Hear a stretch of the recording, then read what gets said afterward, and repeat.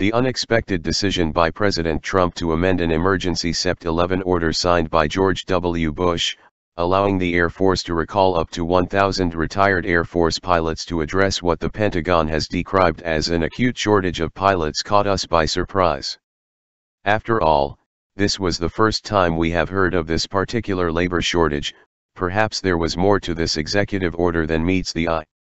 Indeed, a just-released report may help explain the reasoning behind this presidential decision.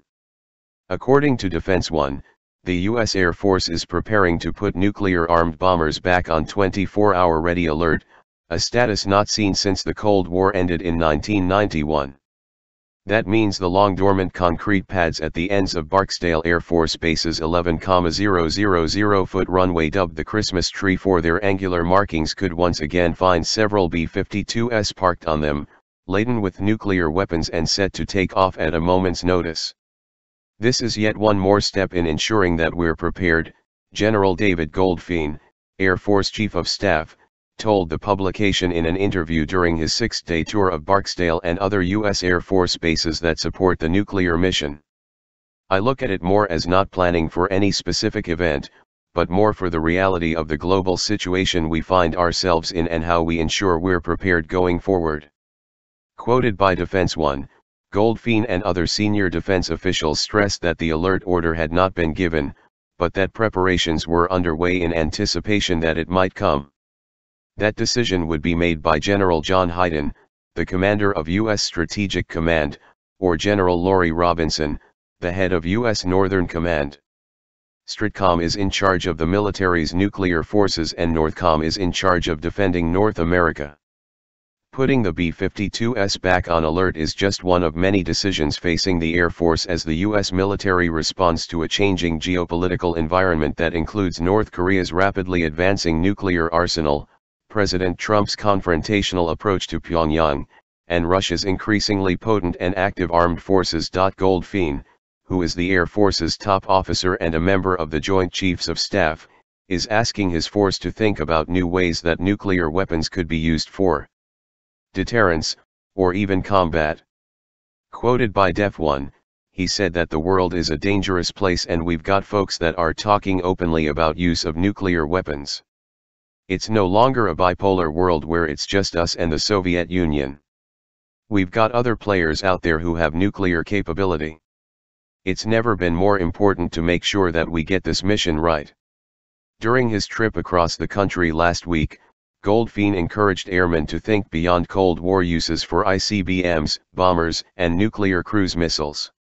I've challenged Air Force Global Strike Command to help lead the dialogue, help with this discussion about what does conventional conflict look like with a nuclear element, and do we respond as a global force if that were to occur, and what are the options, he said. How do we think about it? How do we think about deterrence in that environment?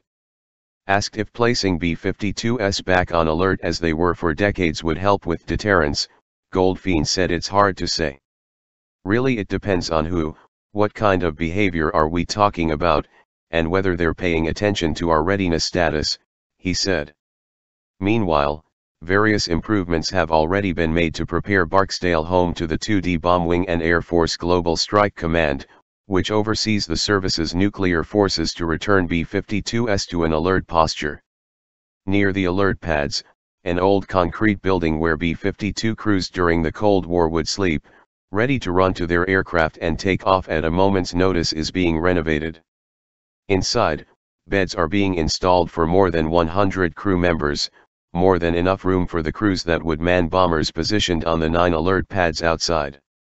There's a recreation room, with a pool table, TVs, and a shuffleboard table. Large paintings of the patches for each squadron at Barksdale adorn the walls of a large stairway. One painting, a symbol of the Cold War, depicts a silhouette of a B-52 with the words "Peace the Old-Fashioned Way" written underneath. At the bottom of the stairwell, there is a Strategic Air Command logo, yet another reminder of the Cold War days when American B-52s sat at the ready on the runway outside. Those long empty B-52 parking spaces will soon get visits by 2 nuclear command planes, the E-4B Nightwatch and E-6B Mercury, both which will occasionally sit alert there. During a nuclear war, the planes would become the flying command posts of the Defense Secretary and Stratcom Commander, respectively. If a strike order is given by the President, the planes would be used to transmit launch codes to bombers, ICBMs, and submarines. At least one of the 4 nuclear-hardened E-4Bs, formerly called the National Airborne Operations Center, but commonly known as the Doomsday Plane, is always on 24-hour alert. Barksdale and other bases with nuclear bombers are preparing to build storage facilities for a new nuclear cruise missile that is under development. During his trip, Goldfein received updates on the preliminary work for a proposed replacement for the 400-plus Minuteman III intercontinental ballistic missiles, and the new long-range cruise missile. "Our job is options," Goldfein told Defense One's Marcus Weisgerber. "We provide best military advice and options for the Commander-in-Chief and the Secretary of Defense. Should the Stratcom Commander require or the Northcom Commander require us to be on a higher state of readiness to defend the homeland, then we have to have a place to put those forces. And now that the U.S. is preparing for immediate nuclear war readiness, all it needs is a provocation, one which a world which has never been more on edge over a stray tweet, may have little difficulty in finding."